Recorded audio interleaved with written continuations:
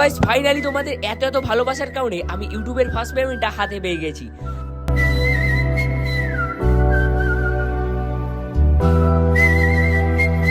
ডান হাতটা ভেঙে যায়, আমি ভীষণ মন থেকে ভেঙে পড়েছিলাম। আমার আর্নিং আসা শুরু হয় সেখান থেকে। 2-3 দিন তো খাওয়া দাওয়া বন্ধ, কান্নাকাটি এইসব। তারপরে আমি তো সত্যি কথা বলছি, ওই সময় ওই ফোন ঠিক করারও আমার কাছে টাকা ছিল না। বাড়ি থেকেও তখন বলছিল সত্যি কথা বলতে যে এইসব আর করতে হবে না। আমাদের আমরা গুণি দেখাচ্ছি এর মধ্যে টোটাল কত টাকা।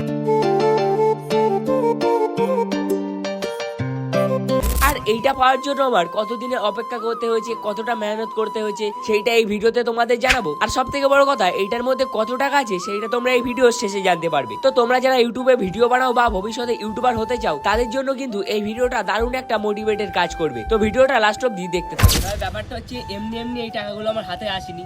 এই দিনটা পাওয়ার জন্য অনেক স্যাক্রিফাইস, অনেক মেহনত, সবকিছুই করতে হয়েছে। তোমাদের এর আগে আমি অনেকবারই বলেছি, আমি 2019 সাল 20 সাল থেকেই ভিডিও করি। তো এর আগে থেকে আমার 4-5টা আলাদা আলাদা চ্যালেঞ্জ ছিল। তো মোটামুটি 2021 সালের লাস্টের দিকে আমি এই চ্যালেঞ্জটা স্টার্ট করেছি। তখন আমি রেগুলার ভিডিও করতাম, 10-12 হাজার বেশি ভিউজ আসতো না। তো এরকম করতে করতে যখন আমি একটানা 30টা ভিডিও আপলোড করলাম, 30 দিন 30টা ভিডিও আপলোড করলাম, তখন থেকে আমার চ্যানেলটা হালকা হালকা একটু আমার গ্রোথ হওয়া শুরু হলো। আর একটা কথা কি, যে ওপরবেলা যেটা করে ভালোর জন্যই করে, সেটা আমার এই কথাটা শুনলেই তোমরা বুঝতে পারবে। তখন মোটামুটি চ্যানেলটা বেশ ভালোই রানিং ছিল। বাট হঠাৎ করেই আমাদের স্কুল ফুটবল টুর্নামেন্ট, তখন ফুটবল খেলতে গিয়ে ওইখানে পড়ে আমার ডান হাতটা ভেঙে যায়। আর তখন আমি ভীষণ মন থেকে ভেঙে পড়েছিলাম যে আমি এখন কি করে কি করব, কিভাবে ভিডিও করব। সারা রাত কান্না করতাম এরকম 1-2 দিন পর, আমি বন্ধ করিনি। তো আমি যেটাই করতে গেছি, হাত এক্সরে করা থেকে প্লাস্টার, ডক্টর দেখানো, তো সব কিছুই আমি না ওইগুলো এক হাত দিয়েই, বাঁ হাত দিয়েই ভিডিও করে ওইবার ব্লগ বানিয়ে ইউটিউবে আপলোড করে দিয়েছি। আর ভাই, দিনের মধ্যে আমার তখন যেমন 30,000 20,000 ভিউজ আসতো হাইস্ট, সেইটা একদিনে 2 দিনের মধ্যে এই ভিডিওটা মিলিয়ন ক্রস করে যায়। তারপর থেকে হাত ভাঙা, ওই ভাঙা অবস্থায় 2-3টে যে কটা ভিডিও করি 8 লাখ 9 লাখ মিলিয়ন এরকম আস্তে আস্তে ভাইরাল যাওয়া শুরু হতে থাকে। যেখানে আমি প্রায় 7-8 মাস মেহনত করার পরেও 10-20 হাজারের বেশি ভিউজ আসতো না। হঠাৎ করে আমার হাত ভেঙে যাওয়ার পর আমার চ্যানেলটা যেন আরও বেশি গ্রোথ পেয়েছে। তো ওই জন্য বলে কখনো ভেঙে পড়া ঠিক না, যেটা হয় ভালোর জন্যই হয়। তখন আমি ওপো ফোনে ভিডিও করতাম, আর হঠাৎ করে আমার চ্যানেল মনিটাইজ হয়ে যায়, আমার অ্যাডসেন্সের পিন আসে, সব কিছু বেশ ভালোই ছিল। মোটামুটি বেশ খুশিতেই ছিলাম, আমার আর্নিং আসাও শুরু হয় সেখান থেকে। বাট হঠাৎ করেই ওই অ্যাডসেন্সের পিনটা আমি একদিন ভেরিফাই করতে গিয়ে ভুলবশত এমন একটা ইউটিউবে একটা ওখানে আছে যে পার্টনার প্রোগ্রাম থেকে বার হওয়া যায়, তো আমি সেটা জানতাম না। তো ভুলবশত ওইখানে হাত দিয়ে আমি ক্লিপ কনফার্ম করি, আর সাথে সাথেই আমার মনিটাইজটা অফ হয়ে যায়, আর যা ডলার জমা ছিল সব কেটে নেয়। তো তখন রাত্রি আমি অতটা বুঝতে পারিনি, আমি 1-2 দিন এরকম দেখছি, ভাবছি হয়তো কোনো প্রবলেম, টেকনিক্যাল প্রবলেম, আপডেট দিলে ঠিক হয়ে যাবে। বাট তারপরে দেখছি 3-4 দিন হয়ে গেল, তাও ওসব কিছু আসছে না। তো তারপর আমার পরিচিত যেসব ক্রিয়েটার ছিল তাদের কাছ থেকে যোগাযোগ করি, এবং একটি টেক ক্রিয়েটারের সাথে কথা বলার পর জানতে পারি যে এই ব্যাপার, আমি ভুলবশত বার হয়ে গেছি। ওরা আমাকে সাজেশন করলো যে তুমি ইউটিউব টিমের সাথে মেল করে দেখো ওরা তোমার কি বলে।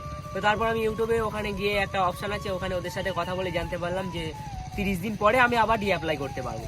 তো ওই সময়টা সত্যি অনেকটাই খারাপ লাগছিল, কারণ এত বছর মেহনত করার পর আমি চ্যানেলটা মনিটাইজ করেছিলাম, আর তারপর টাকাও জমা শুরু হয়েছিল, সব কিছু আমি ভাবছিলাম খুব তাড়াতাড়ি পেমেন্ট পেয়ে যাবো, আর হঠাৎ করে আমার এরকম হয়ে গেল। তো এইসব টেনশন নিয়ে করতে করতে পরের দিন এমনি 2-3 দিন তো খাওয়া দাওয়া বন্ধ, কান্নাকাটি এইসব। তারপরে হঠাৎ করেই আমার হাত থেকে ফোন, যে ফোনে আমি ভিডিও করি, হাত থেকে ওই ফোনটা পড়ে গিয়ে ফোনটা ডিসপ্লে আউট হয়ে যায়। তো সত্যি কথা বলতে, আজকে একদম সত্যি কথা বলছি, ওই সময় ওই ফোন ঠিক করারও আমার কাছে টাকা ছিল না। আর আমার বাড়ির অবস্থাও সেরকম ভালো না যে আমাকে মানে ঠিক করার জন্য টাকা দিত। বাট তারপরেও আমার বাড়ির লোক আমাকে টাকাটা দিয়েছিল, কারণ আমার অবস্থা দেখে। আমার অবস্থা এমনি তো মনিটাইজ অফ, তার উপর ফোন খারাপ, আমার অবস্থা খুবই খারাপ হয়ে গেছিলো। তো কোনো রকম বাড়ি থেকে টাকা দিয়েছিল, এবার ফোনটা আমি দোকানে ঠিক করতে দিই। কিন্তু ভুলবশত ফোন তো ঠিক হয়, কিন্তু সে ফোন ঠিক করতে গিয়ে আমার ফোনের যে মেন ক্যামেরা সেটাই খারাপ করে দেয় দোকানদারটা। বলছিলাম আমার ক্যামেরার পুরো লেন্সটাই খারাপ হয়ে যায়, মানে ওটা দিয়ে আর ভিডিও করার মতো কোনো রকম অবস্থা ছিল না, একদম পুরো ঝাপসা টাইপের দেখাতো অনেকটা। তো এমনি তো বলেছি আমার কাছে ফোন ঠিক করার মতো টাকা ছিল না, তাতে আবার ওই ফোনটা ঠিক করার পরেও আর কোথাও দিয়ে ভিডিও করা সম্ভব না। তো ফোন কেনার কথা তো বাদই দাও। তো মোটামুটি তারপর সব কিছু ভেঙে পড়েছিলাম। বাড়ি থেকেও তখন বলছিল সত্যি কথা বলতে যে এইসব আর করতে হবে না, এত কিছুর পরেও যা তুই মন দিয়ে কাজ বাজ কর। কিন্তু আমার মনে মনে একটা যে ছিল যে না, আমি করবোই। আমি তখন হ্যাঁ ওদের কথা বলতাম, হ্যাঁ ঠিক আছে এসব করবো। আর তারপরেও না ঠিক কাজে মন লাগতো না আমার মানে একটা জেদ নিজের মনে, আমি একটা ইউটিউবে ভিডিও বানাবো বা কন্টেন্ট ক্রিয়েটার হবো। তো এরকম করতে করতে অনেক সাহস নিয়ে বা অনেক বন্ধুরা হেল্পও করেছিল। আমার একটা বন্ধু আছে যে সত্যি কথা বলতে এরকম কেউ করে না, তার নামটা নিচ্ছি না কারণ তার হয়তো কোনো প্রবলেম হতে পারে।